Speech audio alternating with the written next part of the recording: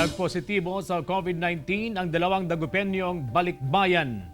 Sila ang pinakahuling kumpirmadong kaso ng COVID-19 sa lungsod.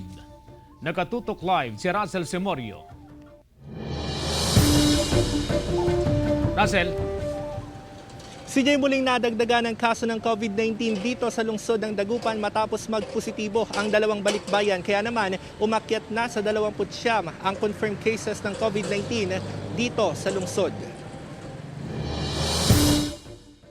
Positibo sa COVID-19 ang dalawang dagupenyong balikbayan, isang 28 anyos na hotel assistant sa isang cruise ship at residente ng barangay Maluwod at isang 31 anyos na lalaki na OFW sa Riyadh, Saudi Arabia na taga-barangay Tubeng.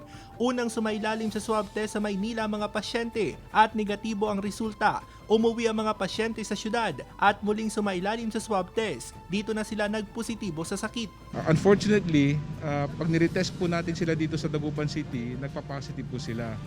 So, ibig sabihin, somewhere along the way, na-acquire nila yung virus. Asymptomatic o walang sintomas ng COVID-19 ang mga pasyente. Kasalukuyang nagpapagaling ang mga pasyente sa Region 1 Medical Center. Ang good news dito is that makikita natin na yung mekanismo natin dito sa Dagupan na i-retest ang lahat ng dumarating na OFW at LSI na swab test po ito na for free ay nag-yield ng ganitong klaseng resulta. Nakikipag-ugnayan na ang city government sa Department of Health upang magsagawa ng contact tracing sa mga nakasalamuhan ng mga pasyente.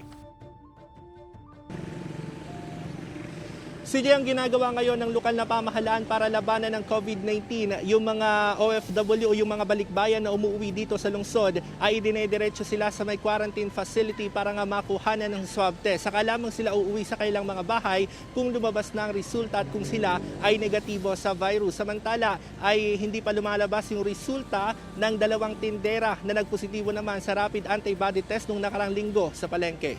CJ. Maraming salamat, Russell Semorio.